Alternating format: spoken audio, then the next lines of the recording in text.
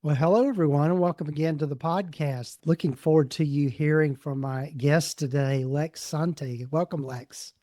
Thanks, Gordon. Thanks for having me. I'm so glad to be on the podcast. Yes, and we were kind of talking a little bit before we started just about life and the shared names and all that sort of thing, which is interesting, and the intersection of his Cuban culture with my Anglo-Saxon culture and all that sort of thing. But Lex, as I start with everyone, tell folks a little bit more about yourself and how you've landed where you've landed.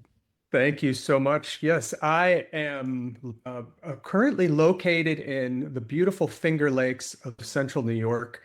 We are about 4 hours away from everything, including Philadelphia, New York City, and Toronto, smack dab in the Finger Lakes. There's 11 Finger Lakes, and close to Ithaca, New York. I'm a little bit north of that in Trumansburg, New York. I revolved throughout life and grew up in this area, but then I left for about 15 years and have made a home here with my son, whose name is Gordon, which brings us to the shared Yeah, affinity to the yeah, name Gordon. yes. Good, great. Yeah. And so, Lex, you're a licensed clinical social worker and That's has correct. specialized in a lot of kind of different areas. But I know one of the things we wanted to talk about was just how things have changed for us in private practice since COVID. I mean, it's Absolutely. always interesting how that is such a huge marker in time for all of us, at least in this time of history.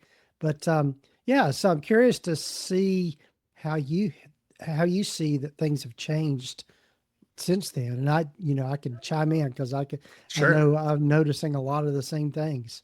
Yeah, I'm interested in your point of view as well, Gordon. I think it's been a really interesting time in the field of therapy and in private practices.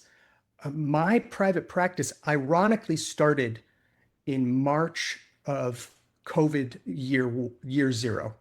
And I literally had office space that I was subletting 2 days a week in downtown Ithaca and used it twice on 2 days. And then everything shut down. And so I was stuck with a lease right in there. I was like, this private practice thing isn't, it could be a total waste of time and Yeah. and money. What am I going to do? And so then I remember going home and I was amazed that my clients didn't fall off. And suddenly I was starting to get booked and I was working at the same time as a clinic. So all my evenings and early morning hours and lunches became filled with clients. And it didn't really slow down until really this last year. And slow down, I think I put that in quotes. I think I kind of have chosen to go from 10 to 15 people on a regular basis, down to, a few that I've been holding on, Mhm. along with working full time at Cornell University.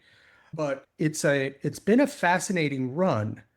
And I think the advent of technology, the placement of what therapy can do to a traumatized culture, how it could help a traumatized culture and people has been really evident. And Mhm. we know that therapists around the country, their hours filled up and there was a real need.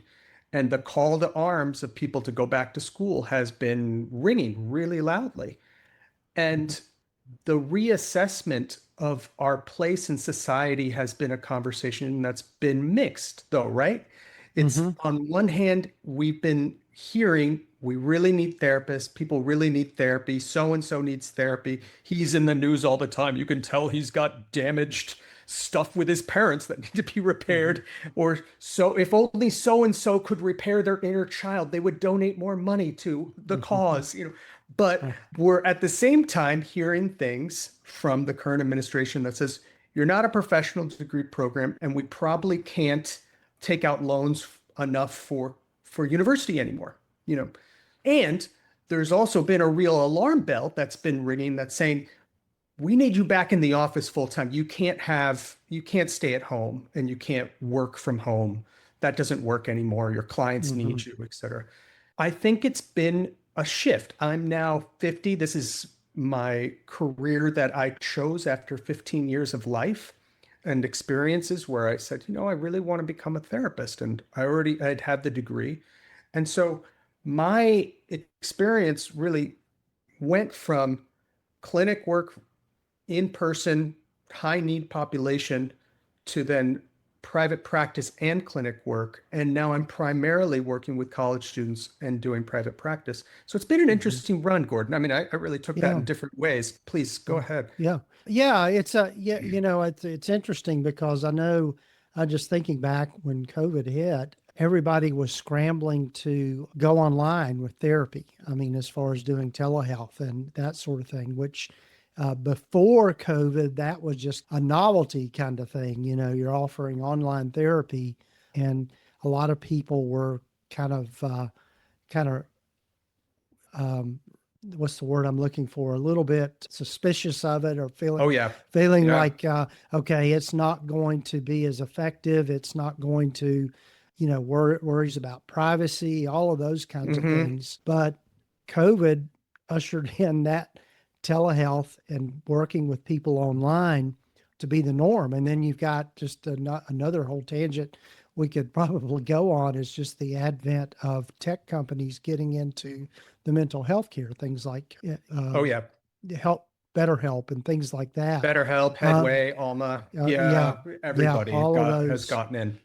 And so, but I think, to your point, though, what we're seeing, at least in my practice, is that people are preferring to come in face to face. Sure. And I've only got a handful of clients I see online, but the vast majority are coming into the office. And Hmm. so I think I think it says something about all of our need for that human contact and that face to face, being in the room and being present, in Absolutely. 3D rather than 2D. So I mean, it's Yeah. just, yeah. Yeah, and I think I'm not against person therapy at all. I think it Hmm. has its place. I think what the issue raises is, as a profession, number one, what are the best practices of doing online therapy in Hmm. order to balance a private practice that allows portability of our license? Right. Our Right. licenses, for the most part, allow us to be practicing anywhere, and our clients must be in the state of licensure. Yeah. And at least it is for LCSWs, and I'm in the Yeah. middle of doing my DSW right now too. So, Hmm. and the experience that I have is that, so that's number one. Number two is the question of, well, how much training, if any, have we gotten to do best practices of telehealth? Right. And that is a big whopping zero in the Hmm. agencies that I have worked for. There has never been one training, or not even barely a soundbite of what is the Right. best practices, how your camera is set up, how your sound is set up, uh, Hmm. how, the distractibility that could happen. And people pick up on that. Can you imagine and that happens with telehealth with an increasing frequency comparatively to being in person. So of course Right. people are going to prefer this. Right. We want to be in the same room with each other when your therapist isn't distracted. I think there's Yeah. great utility in doing telehealth, and it certainly helps the field and the profession in Hmm. professionalizing it, allowing us to do additional work. Right. Not to mention Right. supervision and other aspects that can be really expand our ability to Right. together. Yeah. And I would add to that, not only the distractibility of the therapist, but of the client. I know Absolutely, sure. that was an issue I know I ran into several times, where Hmm. people were trying to do therapy while driving. Oh, yeah.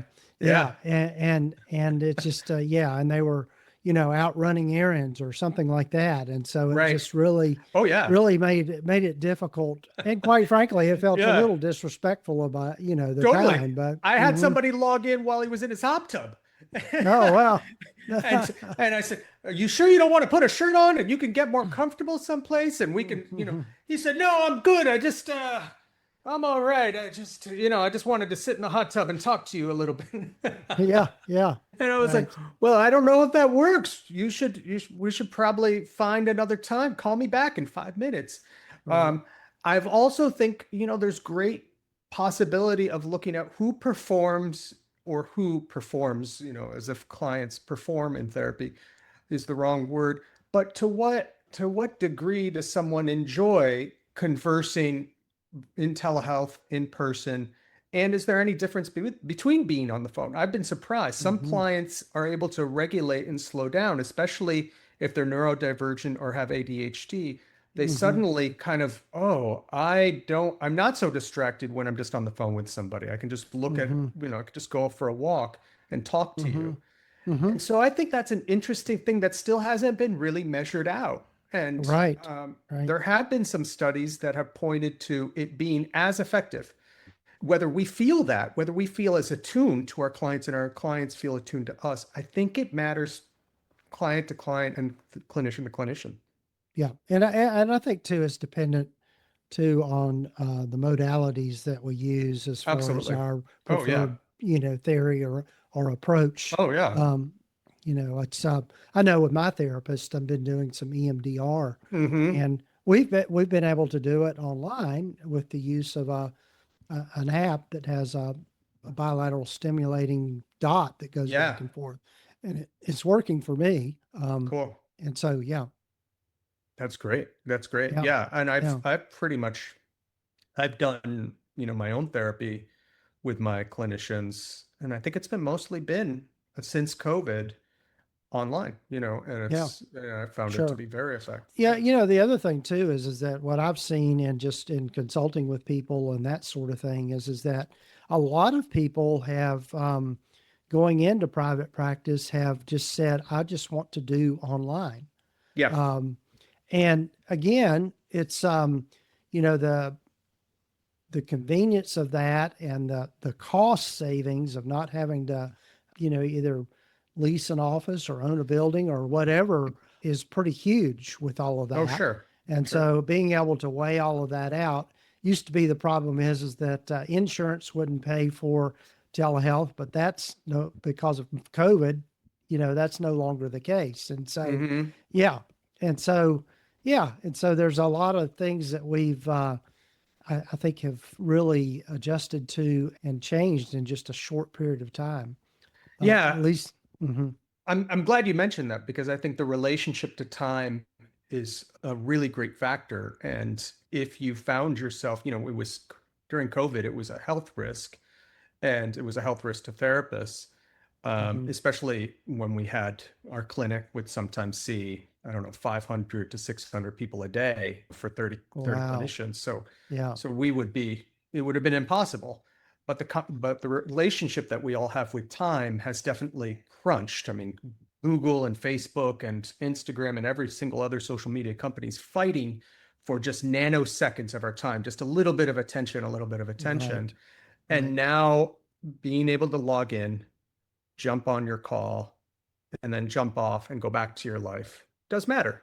I mean, Hmm. that's the thing. And so trying to Right. to figure out where we fit into that Right. relationship, Yeah. Well, as I opposed know. to parking the car and getting someplace and then arriving and then say, I'm here, and then leaving and then going to Yeah. arrange your entire day. Yeah. And that just the travel time and that sort of thing. I know. Yeah. Yeah. That's a big thing. And so, Hmm. yeah. So, one of the things that I think I wonder about with all of this is, how do you think private practice itself has changed with the way we do things now? I think so many more people are going into private practice. At least I'm seeing that. Yeah. And I think it used to be that that was kind of an outlier for somebody to go into private practice, but now it seems to be something that more and more clinicians are doing. I think that's a great question. And I think we have seen because of COVID and because of the shift that companies like Alma and Headway, the insurance carriers that have been whitelisted through those organizations and that are fronting reimbursement costs for us, it's suddenly everything's within reach. And while it's been interesting to see from private practice starting right at COVID, where it went from a place of everyone was cash paying, seeking reimbursement, and Yeah. then once Headway and Alma started to take off, that has seemingly dried up. In my experience, it's mostly dried up to a great extent. And people really want to use, and you see this in the listservs that I'm involved with too, Hmm. that people really want to use their insurance. So I think I'm taking this question in two ways. One is, how have the clients changed? And two, what does it allow therapists to have within grasp? You can sign up for Simple Practice tomorrow. You can sign up for a number of different organizations, and you can have, 5 to 10 clients. Now, if you're not specialized and you don't have a ton of experience, it may be hard to find your client group and to find people that really want to glom onto you. This is I have a similar profession in writing, and I was a writer before I was a therapist. And I think not every writer wants to sell themselves. I think that's the Hmm. same thing. You had a podcast episode with a marketer, which I thought was a really interesting episode that you did, Gordon, Hmm. where you talked a lot about that. Marketer was really talking about, well, how do you do this and how do you offload this part of your life? And that's challenging. That's intimidating. Yeah. It's exhausting to do. This Yeah. podcast is a direct relationship to being able to talk about themselves. And a lot of therapists are like, I just want to be in my room and I want to take care of my clients. I want to Hmm. help people, and I Right. want to let that work speak for itself. Has the Hmm. game dramatically changed that we all have to suddenly become stories in Hmm. ourselves? I don't know, but I Hmm. know that it's part of what I do in my private practice, which is called a key therapy, and it's all about mindfulness, and it's all about trying to find other therapists that are into mindfulness, to connect with clients that are into that. And I think that is part of our work now. And in Hmm. trying to sell ourselves, I think every profession is in this developmental state. You see teachers trying to TikTokify themselves and trying to Hmm. tell you, look at what I can do with my students. What are the measures of our outcomes? Is Hmm. this modern life and society? I'm not sure where it's all Yeah. headed, but I Right. know that it's part of what we're grappling with and what we're wrestling with as a profession. Right. I think, and two is that balance between what clients are expecting out of therapy versus what we as clinical people think is best. I'm using air quotes here of for the client, and I think we have to really pay attention to that. But you're correct. I know one of the big things, and just again in working with people, different private practice owners or people going into private practice over the years, there has to be at some point you make this decision around, okay, do I want to be strictly cash pay as far as what I do, as far as how I create income for myself, or do I want to accept insurance reimbursement and that sort of thing? And so you have to Right. weigh all the payoffs of that, Hmm. which is really, in my mind, just something really simple. If you're going to be strictly cash pay, you are going to have to devote some energy and time and money into marketing your practice to get your name out there so that people can find you and that sort of thing. Whereas, and you can potentially get more per session versus being accepting insurance with all that goes with that. The thing is that you don't have to do much marketing if you're accepting insurance. It just kind of comes to you. At least that's been my experience and my practice. I mean, we do a little bit of marketing, but basically my marketing budget in my practice is pretty much zero. And so, yeah, and it's because we do what I like to refer to as a hybrid model. We accept both cash pay and insurance based clients. That's So, right. That's right. That's right. And, mhm. and I'm hybrid too. And I would say that I think because it's so, the because a lot of the insurance companies to figure out who is covered, and then, Mhm. I mean, I don't know the last time that I logged into Aetna to try to figure something out inside of their Mhm. system, or any insurance company to try to Right. figure out who is covered inside of this. It's like you Yeah. might call the provider directly, look on Psychology Today to figure it out, but you are likely to go to the source and go as quickly as possible to Mhm. that. as a Yeah. client. And as a clinician, we know that we're in a industry that has seemingly unlimited potential. We're competing against people all across our state. So again, this goes back to in-person versus telehealth, or who, Hmm. what is the specific thing that you want to work with? Who's going to connect with you? What is the degree type? Whatever that choice is, those choices are that the client potentially has, is going to be where they reach out and what Hmm. makes sense to them. Right. And I think Alma and Headway and other places have increased the reach in both directions. It's been a bilateral connection for both people, and that we're trying to understand. I think we are going to have to, maybe not market is the wrong word. It sounds so, like we're Hmm. suddenly selling Crisco to the, to housewives or something like that. But like it's a place of, we have to identify ourselves or differentiate ourselves. Hmm. It's like I Yeah. struggle every month to know, do I want to pay this $30 to Psychology Today again? It's like, I guess so. Somebody else might get that client, so Yeah. okay, I'll just go ahead. That's Right. another place where my name is coexisting with other folks. Well, I think that's also the importance of creating a niche for yourself. I think Mm-hmm. is really, this is where that comes in, as far as making sure that the clients that are reaching you are a good fit for you and you're a good fit for them. And I Right. think there's a lot of there's an education curve. It just because I accept your insurance doesn't mean I'm going to be a good fit for you as a Absolutely. therapist. Yeah. Absolutely. I mean, I And tell a so lot I of, think, yeah. yeah, I was just going to say, I tell a lot of clients, I said, this is part of your relationship to therapy might be firing me. Hmm. That it's okay to let go of this relationship. It might be, we work for a little bit, we get through what's done and say, okay, I'm just ready to move on. I Yeah. think it's an interesting profession that we don't get a bonus whether it goes well or it doesn't go well. Right. That, in that part of our experience is sort of unknowable. I'll Hmm. have people reach out to me 5 years later and will say, you changed my life. And I'm like, that's wonderful. I don't remember what we worked on, you know, Yeah. and they'll be like, I don't know either, but I'm really Yeah. glad we were there together. Yeah. It happens. Yeah.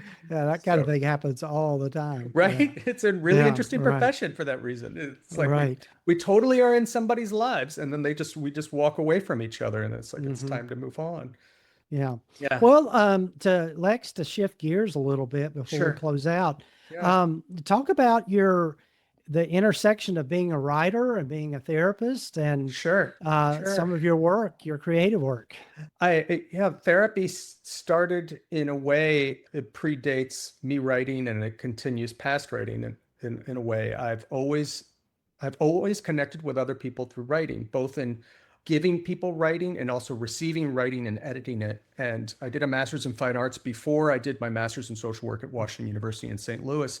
And the MFA is a highly competitive degree. We read each other's short stories and poetry and edit it and give feedback. And I ran a literary journal before I went to my MSW program.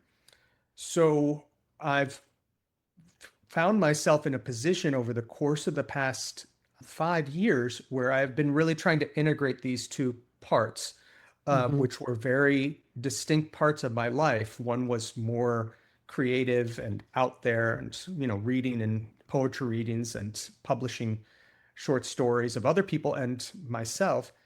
And lately, what my work has been involved with has been both using narrative therapy in sessions and helping clients recover from trauma and allowing them to read, write, and process things that have happened, which I think has been an extremely powerful part, which integrates with mindfulness, integrates with understanding your life as a Hmm. series of events that are your curriculum to work with.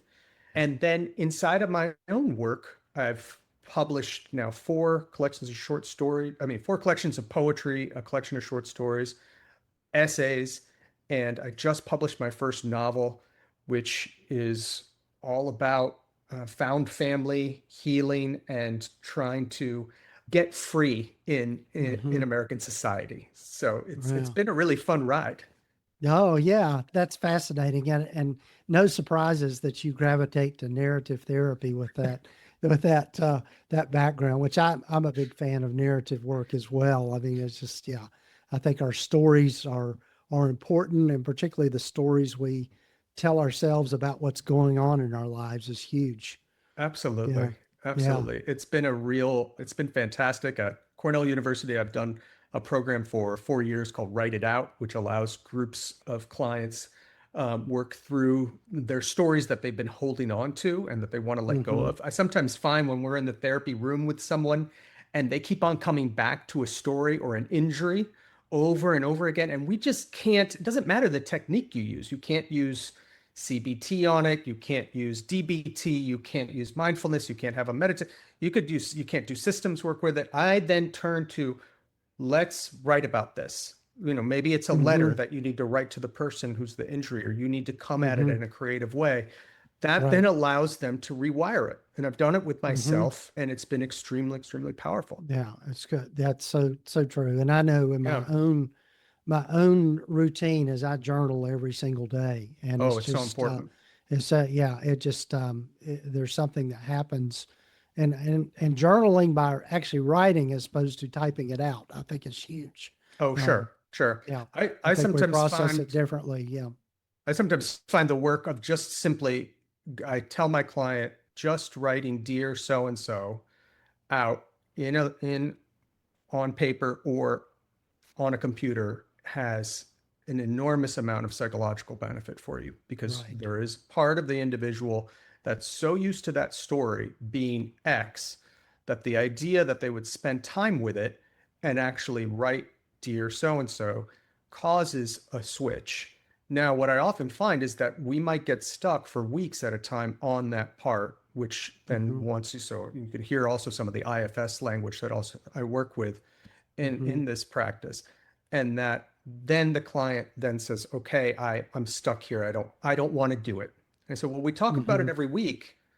Well, why not do it? And they said, well, I don't want to waste Right. any more time. And I said, well, we're wasting time here, what's the difference? So it's a Hmm. fascinating process to get there. Yeah. And it's one that I try to spend time with in my novel, and trying to, so it's the story of someone who's trying to get away. They've been captured and stuck inside of paying off a debt that they didn't Hmm. know, that they didn't realize that they had taken on. And it's got tropes of urban legends and gangsters and drug Hmm. running and that sort of stuff, but it's really fun.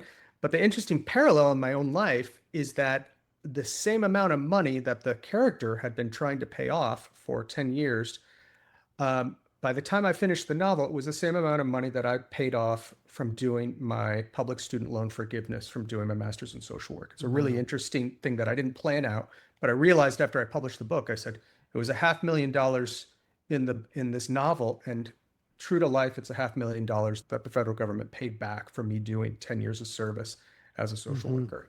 Wow. So everybody should go out and buy it. It's The Song of the Yeah. Midnight Rider, and it's available Okay. on Well, Amazon I'm and various places. looking forward to getting my hands on that. I So, can't wait. Yeah, Lex, I'll send it to you. I know it's we've got to be mindful of your time and all of this, but tell folks how they can get in touch and where to find your book and all that sort of thing. Sure, sure. You can find me at akeytherapy.co. That's AKEY therapy.co, or lexenricosanti.com. And I'm also on all the socials, and some derivation of that. And Sure. thanks so much, Gordon. This is Yeah, amazing. it is. And we'll have those links in the show notes and the show summary for Cool. people to get to easily. But Lex, it's been a pleasure chatting It's a with you. real I hope we pleasure. It's can, an honor. Your podcast is amazing, Gordon. well, You are a saint in this industry, and I really thank you for your time. you're very kind to say that. Thanks. Thank you, sir. Okay.